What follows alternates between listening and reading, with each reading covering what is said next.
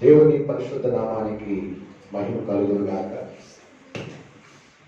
అలాగే వచ్చినటువంటి దేవుని బిడ్డలైనటువంటి వారికి, చూస్తున్న వారికి ప్రభు అయినటువంటి యేసుక్రీస్తు నామములో వందనాలు తెలియజేస్తున్నాం.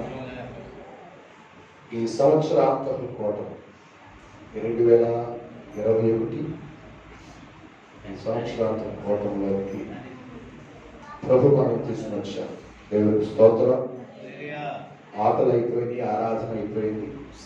ఈ సమయంలో ఈ సంవత్సరాంతపు చివరి రాత్రి, ఈ సంపూర్ణ రాత్రి, ఈ వాగ్దానాల కూడిక కూడా ఈ రాత్రి జరుగుతుంది. కనుక మన ధ్యానం కొరకే, ఆలస్యం లేకుండా మన ధ్యానం కొరకే క్రొత్త నిబంధన ఫిలిప్పీయులకు రాసిన పత్రిక 4వ అధ్యాయము 6వ వచనం. మరొకసారి చెప్తాను. ఫిలిప్పీయులకు రాసిన పత్రిక 4వ అధ్యాయము 6వ వచనం చదవండి. దేనిని గూర్చియో చింతపడకుడు కానీ ప్రతి విషయములోనూ ప్రార్థన విజ్ఞాపనల చేత కృతజ్ఞతాపూర్వకముగా మీ విన్నపములు దేవునికి ఆమేన్. హల్లెలూయా. మంచిది. అపోస్తలుడైనటువంటి పౌలు రాసినటువంటి పత్రికలన్నింటిలో ఇది ఒక పత్రిక. అయితే ఈ సంవత్సరంతో ఈ కోటములో ప్రతి విషయంలోనూ మనం ఏం కలిగి ఉండాలంట? కృతజ్ఞత పూర్వకముగా మన విన్నపములను దేవునికి. 2 మాటలు నేను తీసుకున్నాను. ఇక్కడ 4 మాటలు ఉన్నాయి. ఈ 4 మాటల్లో 2 మాటలు నేను తీసుకున్నాను. ఒకటి, ప్రతి విషయంలోనూ కృతజ్ఞత పూర్వకముగా ఉండాలి. రెండవది, విన్నపములు దేవునికి తెలియ. స్తోత్ర. సరే, మంచిది. తలలు పైకెత్తండి. గడిచినటువంటి ఈ రోజుతో కలిపి 12 మాసాలు ప్రభు మనకిచ్చారు. ఎన్ని నెలలు? 12 నెలలు ఇచ్చాడు. 12 నెలలతో పాటు 365 రోజులు మనకి ఇచ్చాడు. 12 నెలలు 365 రోజులు. వారాలకి 52 వారాలు. చెప్పాలి. గంటలు, నిమిషాలు ఇవన్నీ లెక్కేసుకుంటూ వెళితే చాలా అవకాశం మనకి ఇచ్చారు. హల్లెలూయా. మనం బ్రతకడానికి 360 రోజులు మనకి ఇచ్చాడు. ఈ కాలం ఇచ్చినటువంటి దేవునికి మనం కృతజ్ఞత కలవారుగా మనం ఉండాలా వద్దా? స్తోత్ర. అంతేనా కదా? మొదట అంటే 2021 సంవత్సరంలో మొదటి ఆరంభంలో, అంటే జనవరి నెలలో, ప్రభువా నన్ను దీవించు, ప్రభువా నన్ను ఆశీర్వదించు, ప్రభువా నాకు అప్పు లేకుండా నడిపించు, రోగం నా దరికి చేరకుండా ప్రభువా నీవు నాకు నీడగా ఉండు, నా కుటుంబం సమస్యలు ఎదుర్కోకూడదు నాయనా అని దేవుడి దగ్గర నుండి అనేకమైన మేలులను, అనేకమైనటువంటి కార్యాలను మనం ఆశతో అడిగాం. అంతేనా కదా? స్తోత్ర. అడుగుట తప్పు లేదు కానీ, ఆశపడడం తప్పు లేదు కానీ, తిరిగి నువ్వు దేవునికి ఏమిస్తున్నావు? స్తోత్ర. తిరిగి దేవునికి మనం ఏమిస్తున్నాం అంటే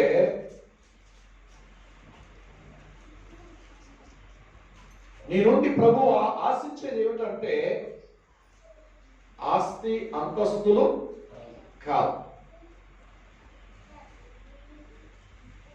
దేవునికి కృతజ్ఞతాపూర్వకంగా నువ్వు ఎంతగా ప్రభు సన్నిధిలో నువ్వు నిలుస్తున్నావు అన్నదే దేవుని నుండి ఆశిస్తున్నాడు. హల్లెలూయా. అంటే సంవత్సరం ఆరంభంలో ఎన్నో తీర్మానాలు వస్తాయి. సంవత్సరం ప్రారంభంలో ఎన్నో ఆలోచన తలంపులు మనకి కలుగుతూ ఉంటాయి. ఆ కలిగిన ఆ సమయాలలోనంటండి దేవుడంట ఒక మనిషి దగ్గరికి 2 దూతలను పంపిస్తాడంట. నువ్వు పలికేటువంటి ఆ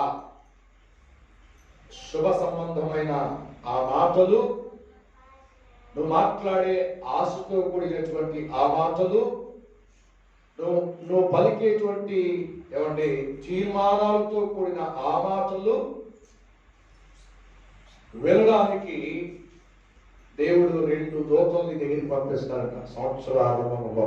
స్తోత్రం. ఆ 2 దూతలు అంటండి 2 సంచులను పట్టుకుని వస్తాయి. ఇన్ని ఒక దూత ఒక సంచుని, మరొక దూత మరొక సంచుని పట్టుకుని వస్తాడు. ఎప్పుడు ఉదయకాలం మొదలుకొని తెల్లవారే సమయం వరకు నీ చుట్టూ తిరుగుతూనే ఉంటాయంట. స్తోత్ర స్తోత్ర. అయితే ఒక సంచి పట్టుకొచ్చినటువంటి దూతలో ఉన్నటువంటి ఆ సంచిలో అంటండి ఈ ప్రపంచం మీద అనేకమైనటువంటి చెప్పే విన్నపాలన్నీ కూడా నిండిపోతున్నాయి అంట. స్తోత్ర. ఆ దూత అంటండి ఇక చాలు అని ఆ సంచి పట్టుకుని దేవుడు ఎక్కిరండి ఆ దగ్గరికి రండి అనగానే ఆ సంచితో పాటు ఆ దూత వెళ్ళిపోతారు. ఏ దూత వెన్నపాలను మోసుకుని నింపుకుని వెళ్ళేటువంటి దూత. ఇంకొక దూత చేతిలో ఏముందంటండి చెప్పాలి, కృతజ్ఞతాపూర్వకమైనటువంటి స్తోత్ర అర్పణలను నింపుకున్నటువంటి సంచి. ఈ సంచి నిండదు. ఈ సంచి నిండదు. ఎందుకు నిండదు? స్తుతించేవారు తక్కువ ఉంటారు కదా, కృతజ్ఞత చెల్లించేవారు తక్కువ కదా. అడగడానికైతే ఎక్కువ మంది ఉంటారా దొరకరా? స్తోత్రం. అందుకే నేను అంటున్నాను, ఈ 2 సంచులు పట్టుకొచ్చిన దూతను బట్టి, ఫస్ట్ వచ్చినటువంటి దూతను బట్టి బాధపడకండి, కానీ సెకండ్ వచ్చినటువంటి దూతను చూసారా, కృతజ్ఞత స్థుతులు సంచిని పట్టుకుని వచ్చినటువంటి దూతను చూసినటువంటి దేవుడు అంటే ఆ సంచిని చూసి దేవుడు హృదయంలో నొచ్చుకుంటాడు. ఎక్కడ నొచ్చుకుంటాడు? సంవత్సరంలో 12 నెలలను వాళ్ళకి ఇచ్చానే, సంవత్సరంలో 365 దినాలు వారికి ఇచ్చాడు. ఆ రోజు మొదలుకొని జనవరి 1 తారీఖు మొదలుకొని డిసెంబర్ 31 తారీఖు వరకు వారి విన్నపాలే. స్తోత్ర. అంటే అవసరంతో కూడిన విషయాలే వాళ్ళు చెప్పారు. నా నుండి అనేకమైనటువంటి మేలులు పొందుకున్నారు కానీ, చెప్పండి, మేలులు పొందుకున్నారు కానీ కృతజ్ఞత చూపించిన వారు చాలా తక్కువగా ఉన్నారు అని చెప్పండి. అది ఆయన అంటే హృదయంలో ఏం చేస్తున్నాడంటే నొచ్చుకుంటున్నాడు. నువ్వు పొందిన మేళకై లెక్కించలేనటువంటి మేళకై మనం ఆయనకి ఏం చెల్లించాలంటే కృతజ్ఞత. ఏంటండి ఎన్ని మేలు ఇచ్చాడండి మనకి? సంవత్సరం వరకు, సంవత్సరాంత వరకు అనేకమైనటువంటి మేలు ఇచ్చాడు. ఎన్నో పాపాలు మనం చేస్తూ ఉన్నాం. ఆ పాపాలను కూడా ఆయన మేలు ఇవ్వటమే కాదు, ఆ పాపాలను కూడా ఆయన క్షమించి మర్చిపోతున్నాడు. స్తోత్ర. హల్లెలూయా. చేస్తాడంటే ఆయన మేలునిచ్చి మనం చేసిన అతిక్రమాలను కూడా ఆయన మర్చిపోతున్నాడు. కానీ మనం ఏం చేయాలి? ఆయనకి కృతజ్ఞత భావముగా మనం నిలబడుతున్నామా లేదా? స్తోత్రం. అందుకే అంటున్నాడు, ఎన్ని చేసినా ఆయన ఓర్చుకుంటున్నాడు, ఎన్ని జరిగించినా ఆయన సహిస్తున్నాడు. సహించి ఓర్చుకుని మనకు మేలును గురిస్తున్నాడు. అంతేనా కాదా? స్తోత్ర. అవునా కాదా?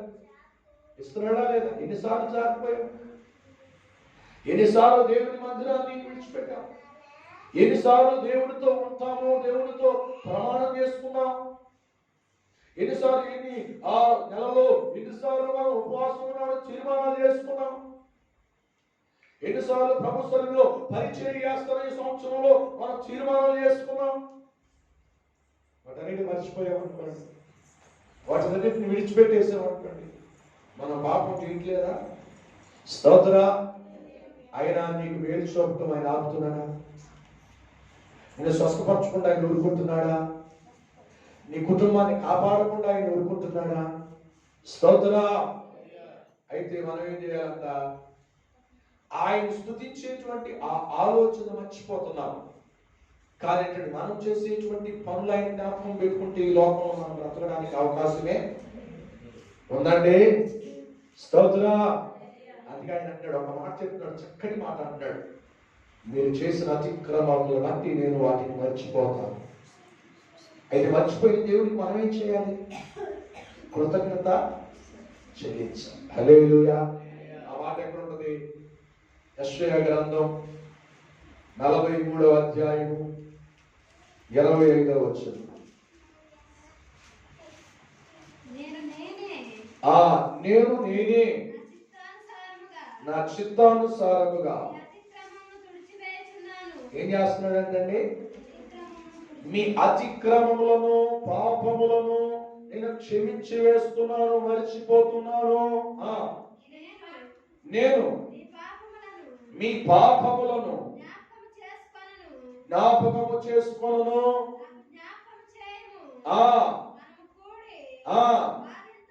స్తోత్ర. హల్లెలూయా. ఏమంటున్నాడండి దేవుడు?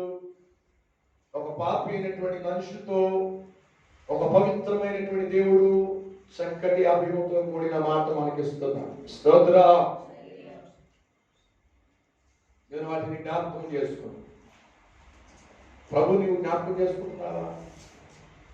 నీ పాపములను తుడిచి వేస్తున్నటువంటి దేవుని, నీ అతిక్రమములను కడిగి వేస్తున్నటువంటి దేవుని మనం కృతజ్ఞత కలిగి ఉంటున్నామా? మరొక మాట ఉంది, ఇర్మియా గ్రంథం 31వ అధ్యాయము 34వ వచనం కూడా చదువుదాం.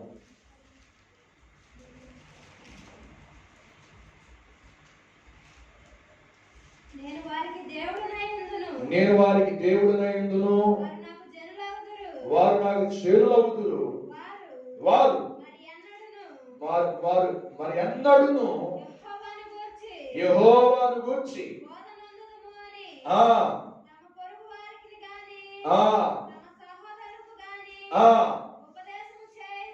స్తోత్ర.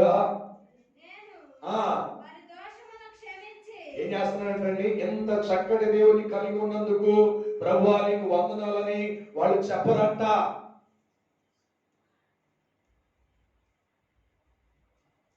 ఆయన అంటున్నాడు, నీ అతిక్రమలో నేను తుడిచివేస్తాను. మీరు చెప్పకపోయినా ఆయన తుడిచివేస్తున్నాడంట.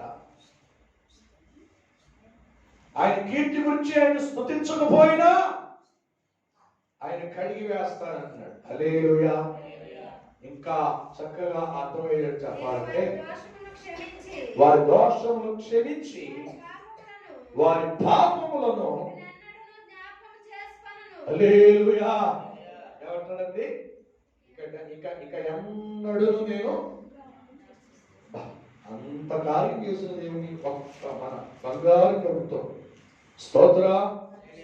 యేసయ్యా మీకు నిండు వందనాలు అని చెప్పడానికి మనకు నోరాదు. స్తోత్ర. అర్థమవుతుందండి? ఇక్కడ రోగమును భరిస్తున్నటువంటి మనల్ని ఆయన బాగు చేశాడు. స్తోత్ర. శ్రమలో ఆదరణ లేకుండా ఉన్నప్పుడు ఆయన మనల్ని ఆదరించాడు. అంతేనా?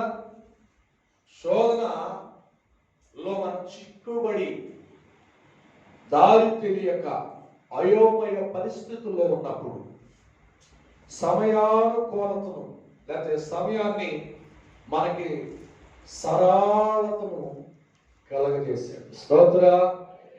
స్తోత్ర చూపినటువంటి దేవుడు కాదా? ఆపదలలో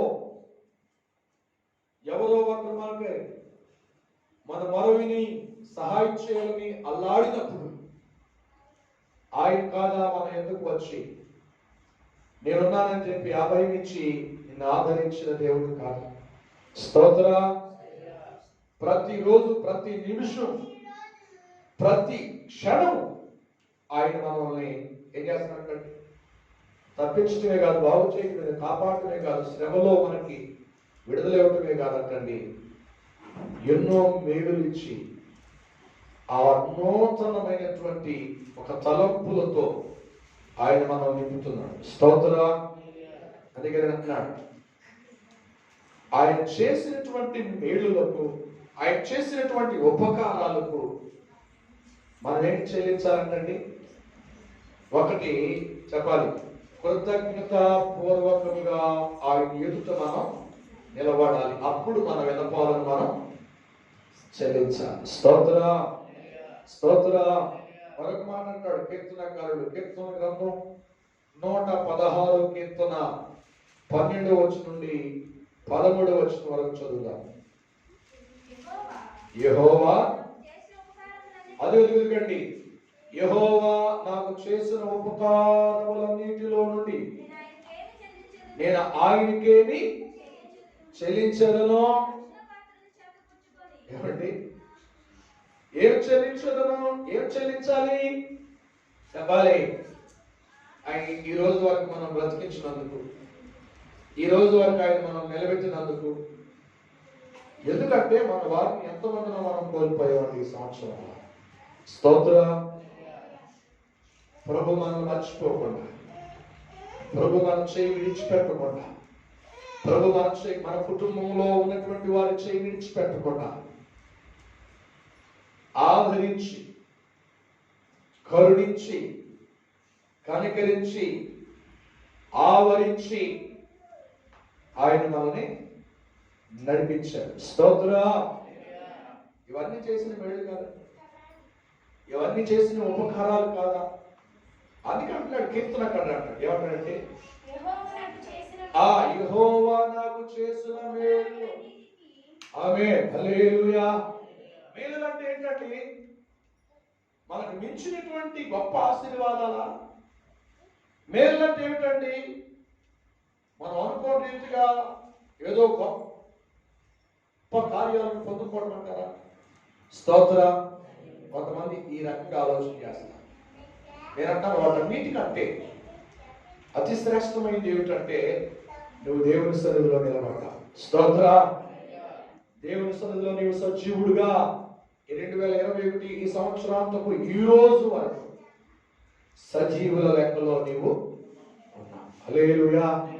ఎందుకో తెలుసా? ఆయన రక్షించాడు కనుక, ఆయన రక్షణ నీతో ఉంది కనుక. దాన్ని బట్టి మనం ఏం చేయాలన్నా, ప్రభువా నీకేమి చెల్లించను, నేనేమి చెల్లించాను నాయన అంటున్నాడు భక్తుడు. నేను నా రక్షణ పాత్రను చేత పట్టుకుని నీకు. ఆమేన్, హల్లెలూయా. ఈ మాట ఎలా మాట్లాడుతున్నా తెలుసా? సింపుల్ గా మాట్లాడతలేదండి, అలవాటు ప్రకారంగా మాట్లాడట్లేదండి, మాట్లాడాలి కదా అని మాట్లాడట్లేదండి. మనసారా ఏమంటున్నాడు? ఎక్కడి నుంచి? మనసారా, హృదయపూర్వకంగా. స్తోత్ర. మనం స్తుతించేది ఒకరు చెప్పినప్పుడు, ఒకరు అన్నప్పుడు మనలో కర్మింపు కలుగుతుంది కాదు. నీవు నిలిచిన, నువ్వు బ్రతికిన విధానాన్ని బట్టి, బ్రతికించి నిలబెట్టినటువంటి దేవుని బట్టి మనసారా ఎక్కడుండి రావాలంటండి? కృతజ్ఞత స్తుతి ఎక్కడి నుండి రావాలంటండి? హృదయపూర్వకంగా. స్తోత్ర, హల్లెలూయా. అందుకే అంటాడు భక్తుడు, అన్నాడు, అయ్యా నీవు నా పక్షంగా చేసిన మేలులన్నిటిని బట్టి నేను నీకేం చేయొచ్చు? స్తోత్ర, నేను నీకేం అర్పించును? నన్ను అసలు రక్షించావయ్యా, అదే గొప్ప విషయం. నువ్వు నన్ను బ్రతికించావయ్యా, అదే ఉన్నతమైంది అని అంటాడు. స్తోత్ర, స్తోత్ర.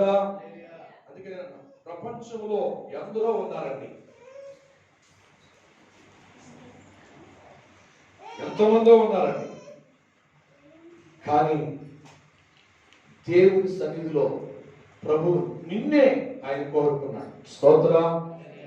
ఎంతమందో మేలు పొందుతున్నారు, ఎంతమందో అవసరాలు తీర్చబడుతున్నాయి. వాళ్ళ యొక్క స్థితి వేరు, మన స్థితి వేరు. వారి మార్గం వేరు, మన మార్గం వేరు. వారి యొక్క తలంపులు వేరు, మన యొక్క తలంపులు వేరు. స్తోత్ర. ఆ తలంపులు ఏమిటంటే నిత్యము మనం బ్రతికినంత కాలం ఆయనకి ఏం చేయాలంటే కృతజ్ఞతాస్తుతులు చెల్లిస్తూనే. దీనిలో విసుక అనేది రాకూడదండి. దీనిలో విసుక అనేటువంటిది ఉంది అంటే నీకు వచ్చే ఆశీర్వాదాన్ని మనం ఒకటి. స్తోత్ర, స్తోత్ర. అందుకే దేవుడు అంటే ప్రపంచంలో అందరికీ మేలు చేస్తారంట, కానీ ఒక్కరేనంటండి ఆయన కృతజ్ఞతాస్తుతులు చెల్లించండి. ఆ మాట చక్కగా రాస్తాడు క్రొత్త నిబంధనలో వైద్యుడైనటువంటి లూకా రాస్తాడు. చక్కటి మాటలు చదువుదామా? లూకా సువార్త 17వ అధ్యాయము, త్వరగా 17వ వచనం. అందుకు యేసు ఎంతమంది అంటారండి? 10 మంది శుద్ధులైన కారా? ఆ 9 మంది ఏరి? స్తోత్ర. ఏమండి, మీ కుటుంబంలో మీ యజమానుడు స్వస్థత పొందలేదా? మీ కుటుంబంలో మీ పిల్లలు స్వస్థత పొందలేదా? మీ కుటుంబంలో మీ కుమారులు బాగుపడలేదా? ప్రార్థన చేస్తే, విశ్వసిస్తే దేవుడు కార్యము చేయలేదా? మరి స్తోత్ర. పెళ్ళికైతే వెళ్తామా? ఎంతమంది కుటుంబంలో ఒక్కరు పిలిస్తే అందరూ వెళ్ళిపోతాం. ఎందుకంటే భోజనాలు కదా. స్తోత్ర. ఇక్కడంటే గంటల కూర్చోవాలి కదా. అక్కడ వచ్చేది ఆ రోజు నీ ఆకలి తీరేది.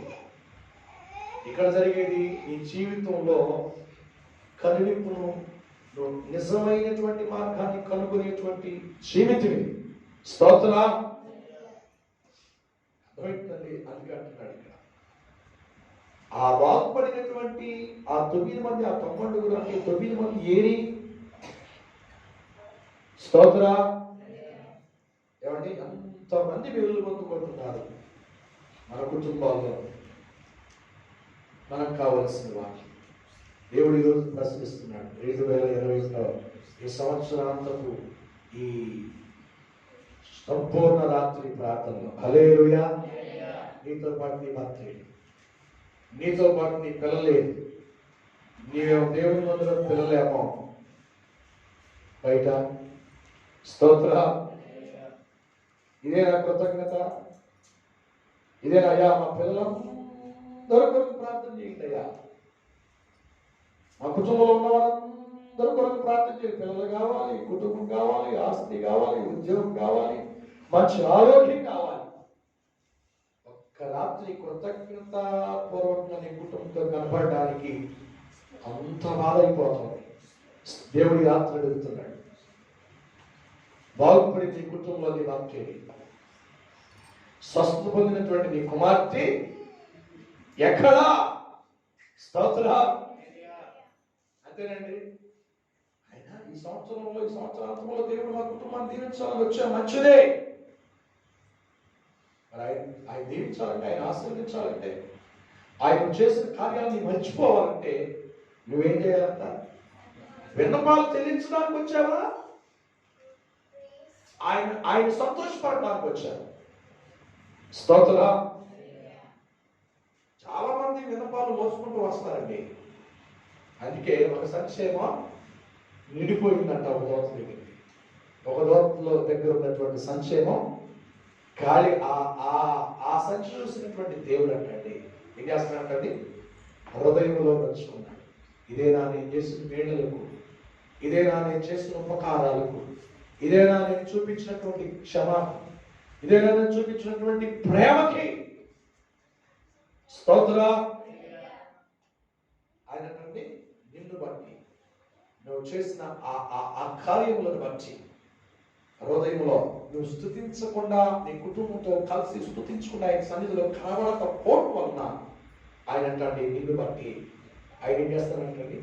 హృదయంలో. అందుకంటున్నాడు ఈ మాట అంటాడు. యేసుక్రీస్తు ప్రభు అన్నాడండి ఈ మాట. ఏమన్నాడంట? యేసయ్య బాగు చేస్తున్నాడు, యేసయ్య స్వస్థపరుస్తున్నాడు, యేసయ్య రక్షణ ఇస్తున్నాడు, యేసయ్య సమాధానం ఇస్తున్నాడు, యేసయ్య ఆరోగ్యం ఇస్తున్నాడు సంగతి ఆ 10 మందికి తెలిసింది.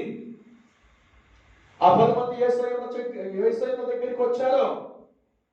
రాలేదా? స్తోత్ర. అయితే ఆయన దగ్గర రాగానే ఆయన అన్నాడు, ఇదిగో మీరు వెళ్ళండి. ఎక్కడంటండి? దేవుని మందిరంలో మోషే నియమించినటువంటి పెట్టె ఒకటి ఉంది, దానిలో మీకు సమర్పించి మీరు ఎంతైతే అనుకున్నారో దాన్ని సమర్పించి వెళ్ళండి అని అనగానే వెళుతూ ఉండగానే ఎంతమంది అంటండి? ఆ 10 మంది ఒక్కరైతుందండి 10 మంది బాగుపడ్డారు.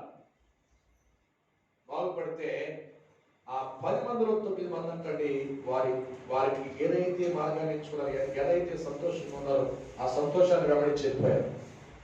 ఆ మాట చెప్పినటువంటి, ఆ చక్కటి మాట చెప్పినటువంటి, ఆదరణ కలిగినటువంటి మాట చెప్పినటువంటి, బాగుపడతావని మాట చెప్పినటువంటి, స్వస్థత పొందుతావని మాట చెప్పినటువంటి, నీ జీవితంలో ఆ రోగాన్ని చూడవు అని చెప్పినటువంటి ఆ దేవుడికి రావడానికి ఏమనిపించిందంటండి?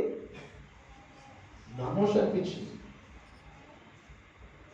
సిగ్గు అనిపిస్తుంది. స్తోత్ర. ఆ కార్యం పొందడానికి సిగ్గు అనిపించలా. స్తోత్ర. ఆ మేలు పొందడానికి అవేమి కనబడలేదు. దేవుని మందిరంలోకి వచ్చి కృతజ్ఞత స్తుతి చెల్లించడానికి హృదయంలో ప్రభువా నీకు నాలో ఒక చోటు ఉంది అని చెప్పడానికి ఏమనిపిస్తుందంటే నమోషం అంటే చాలా ఒక గిల్టుగా ఫీల్ అయిపోతాం. స్తోత్ర. అంతేనే కాదు, అందుకే యేసయ్య అంటున్నాడు, ఆ 10 మందిలోని ఒకడు వస్తే ఆ ఒక్కడు అంటాడు, అయ్యా నువ్వు బాగుపడ్డావన్నావు, వాడు కూడా బాగుపడ్డా నువ్వు చూసావు కదా, మరి నీతో పాటు బాగుపడిన వారు ఏరి? వాడు వచ్చాక ఆయన ఏం చేస్తున్నాడు? యేసయ్య దగ్గరికి వచ్చి ఏం చేస్తున్నాడు? ఏం చేశాడు? కానుక కావాలా? ఎవరిని కానుక చేయడానికి వెళ్ళారు తప్ప ఆ కార్యం చేసినటువంటి ఆ దేవుని దగ్గరికి వచ్చి ప్రభువా నువ్వు చెప్పినట్టుగానే నాకు జరిగిందయ్యా, నీకు నిండు వందనాలంటే యేసయ్య ఎంత సంతోషించేవాడు. స్తోత్ర. ఇంకొక మంచి కార్యం చేయడానికి ఆయన నీ మీద మనస్సు కలిగినటువంటి దేవుడు. స్తోత్ర. ఆ ప్రశ్న వచ్చేది కదా యేసయ్యలో. అందుకే అతను ఏం చేశాడో చదువుదాం. ఆ 10 మందిలో ఒకడు, వారిలో ఒకడు ఆ ఒక్కడు స్వస్థత కలుగుట చూచి ఆ గొప్ప శబ్దముతో దేవుని మహిమపరచుచు తిరిగి వచ్చి ఎక్కడికి వచ్చారంటండి? యేసుక్రీస్తు దగ్గరికి వచ్చి కృతజ్ఞత అంటే దేవుని మహిమపరిచాడు. యేసయ్య దగ్గరికి వచ్చి ఏం చేశారంటండి? స్తోత్ర. హల్లెలూయా. ఏమండి, ఎందుకంటే మన దేవుడు తక్కువ వాడతాడు. ఒక మనిషి మన ఆపదలో ఉంటే మళ్ళా ఆ డబ్బులు మనం కడితే ఆ డబ్బులు మనం తిరిగి ఆయనకి ఇస్తాం. అతని కంటే మన దేవుడు ఎక్కువైపోయాడు. ఒక పెన్ ఇస్తే థ్యాంక్స్, ఒక బుక్ ఇస్తే థ్యాంక్స్. ఆ ఆపదలో ఆయన ఏదో అడ్డు వేసి డబ్బులు ఇచ్చేయా, వారం తర్వాత నాకు ఇచ్చేయండి అయ్యా అంటే ఆయనకి నిండు డబ్బులు ఇచ్చాడు. కానీ డబ్బు మర్చిపోతాడా? అది దేవుడు మర్చిపోతాడట. నువ్వు చేసినటువంటి సంవత్సరాంతంలో చేసిన ప్రతి అతిక్రమము మర్చిపోయి నీకు మేలు ఇచ్చి స్తోత్రా. ఎవరిని మర్చిపోతున్నావు? ఎవరిని మర్చిపోకూడదు? గుర్తుపెట్టుకోవాల్సింది గుర్తుపెట్టుకోక, గుర్తులేని వాటిని గుర్తుపెట్టుకోక, కృతజ్ఞత స్తుతించవలసిన స్తుతించక, అక్కర్లేని వాటికి మనం ఎక్కువ ప్రాధాన్యతను ఇస్తాం. ఎంత అవివేకంగా ఉన్నామో చూడండి. దేవునికి స్తోత్రం. అందుకే యేసయ్య గొప్ప శబ్దంతో కేకలు వేసి యేసుక్రీస్తుని కొనియాడాడంట. స్తోత్రం. అయితే యేసయ్య ఏమన్నాడు? యేసుక్రీస్తు ప్రభు ఏమన్నాడు? దాన్ని బట్టి ఏమన్నాడు? అప్పుడు యేసు 10 మంది శుద్ధులయ్యారు కారా? ఆ 9 ఎక్కడా? ఎవరంటండి ఆయన? అనిలే కరెక్ట్ ఉంటారండి. స్తోత్ర. ఎవరు కరెక్ట్ ఉంటారు? అసలు వెళ్ళిపోయింది ఆ 9 మంది ఎంతమంది? ఎవరంటండి? ఎవరంట? దేవుని ఎరిగిన వారా, దేవుని ఎరగని వారండి? స్తోత్ర. అది క్రైస్తత్వం ఎలా ఉందో మనకు అర్థమవుతుంది. ఇప్పుడు బయట పోగుతున్నాయి కదా, వాళ్ళకునేటువంటి సంతోషం, వాళ్ళకునేటువంటి ఆనందం ఈ రోజున క్రైస్తవుల్లో దేవుడిని సంతోషపరిచేటువంటి జీవితం లేదు. స్తోత్ర. ఒక రోజు నిద్ర మానుకోవడం కష్టం అయిపోతుంది. ఒక్క రోజు పని విడిచిపెట్టడం భారం అయిపోతుంది. స్తోత్ర. ఎందుకు చెప్తున్నానంటే నిన్ను బట్టి దేవుడు ఈ సంవత్సరాంతంలో నీకు వేలునివ్వాలి తప్ప నీవు పడుతున్న ఆ మనస్తత్వాన్ని బట్టి నిన్ను బట్టి ఆయన నడుచుకోకూడదు. స్తోత్ర. మరొక మాట చదువుకిస్తా. రోమాపత్రిక 1:21 త్వరగా 1:21 మరియు దేవుని ఎరిగియు ఏమండి, నేను ఇందాక చదివించినటువంటి మాట దీని అక్కడ పెట్టవచ్చు. వాళ్ళంతా దేవుని ఎరిగిన వాళ్ళు, వచ్చిందేమో అన్యుడు. ఇక్కడ మనం ఈ వాక్యాన్ని మనం జ్ఞాపకం చేసుకుంటే వాళ్ళు దేవుని ఎరిగారు. దేవుడు ఎవరో ఆయనకి తెలుసు. దేవుడు ఎలాంటి వాడో తెలుసు. ఆయన ఏం చేస్తారో కూడా ఎరిగి కూడా వాళ్ళు ఏం చేశారంటండి? దేవుణ్ణి స్తుతించలేదంట. హల్లెలూయా. అందుకే నేను అంటున్నాను, సంవత్సరం మొదలుకుని సంవత్సరాంతం వరకు మనం ఏమై ఉండాలంటండి? చెప్పాలి. హృదయపూర్వకంగా ప్రభుని స్తుతించుదురుగాక. ఎలాగా? పైపైకి కాదు, ఎక్కడి నుంచి? హృదయపూర్వకంగా ప్రభుని మనం స్తుతించుదురుగాక. ప్రార్థన చేద్దాం. దేవుడి మాటలు మనం ఇంట్లో దీవించునుగా. ప్రార్థన చేద్దాం. పరిశుద్ధుడు అయిన తండ్రి, మహిమ కలిగిన యేసయ్య, శివాధిపతి నీకు వందనాలు. ఈ ఉదయకాల సమయంలో ఈ 2021-22 ఈ మధ్యలో ఈ సన్నిధిలో మంచి సందేశాన్ని ఇచ్చారు. అందరి బట్టి వందనాలు నాయన.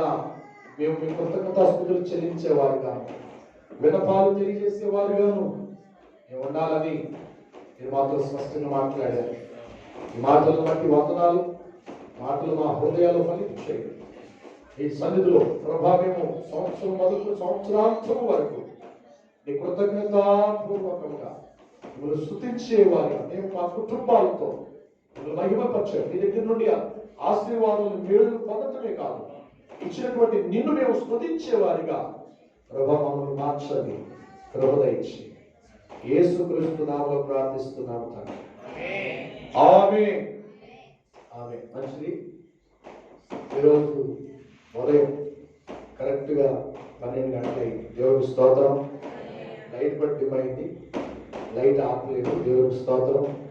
నేను చెప్పేది ఏంటంటే ఈ సంవత్సరం వెల్లడం సంఘానికి, మైలవరం సంఘానికి దేవుడిచ్చినటువంటి ప్రార్థించగా దేవుడిచ్చినటువంటి వాగ్దానం, సంఘ వాగ్దానం. తర్వాత మనం వ్యక్తిగత వాగ్దానం తీసుకుందాం, చదువుదాం. కీర్తన గ్రంథం 32వ కీర్తన 8వ వచనాన్ని చదువుదాం. మీరు వాక్యం స్తోత్రం.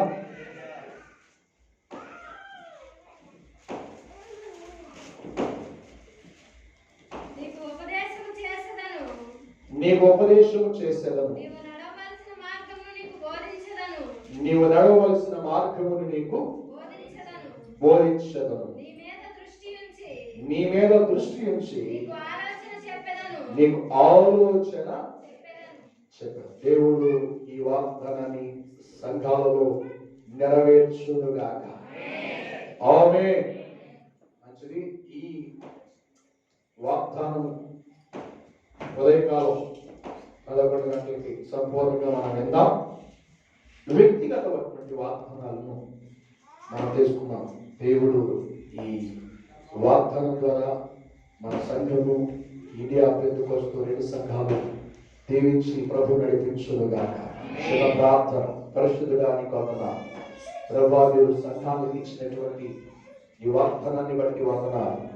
ప్రత్యేక కీర్తన గ్రంథం 32:8 ప్రభువా, నీకు ఉపదేశం చేసేదను, నువ్వు నడవలసిన మార్గము నీకు బోధించేదను అని చక్కటి తండ్రి ప్రభువా నువ్వు ఇచ్చిన వాగ్దానాన్ని బట్టి వందనాలు. ఈ 2 సంఘాలలో మాటలు నెరవేర్చబడి నీ సన్నిధిలో నాయన మీరు మంచి బోధకుడిగా ప్రభు, మంచి ఉపదేశకుడిగా మీరుండి మమ్మల్ని నడిపించండి. ఈ సంవత్సరం అంతా కూడా ఈ కృపలో జ్ఞాపకం 2021లో మీరు కాపాడినట్టుగా 2022లో మీరు కాపాడుదురుగాక, నడిపించుదురుగాక, మాకు బోధించుదురుగాక, మాకు ఉపదేశించుదురుగాక, మీరు నడవలసిన మార్గం నడిపించుదురుగాక, అయా మీరు బలపరచుదురుగాక.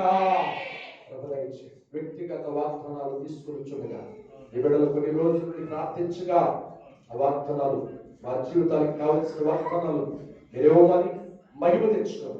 యేసుక్రీస్తు నామములో ప్రార్థించి అడిగి వేడుకుంటున్నాము తండ్రి. ఆమేన్. ఆమేన్. మంచిది. దేవుడు మిమ్మల్ని దీవించును.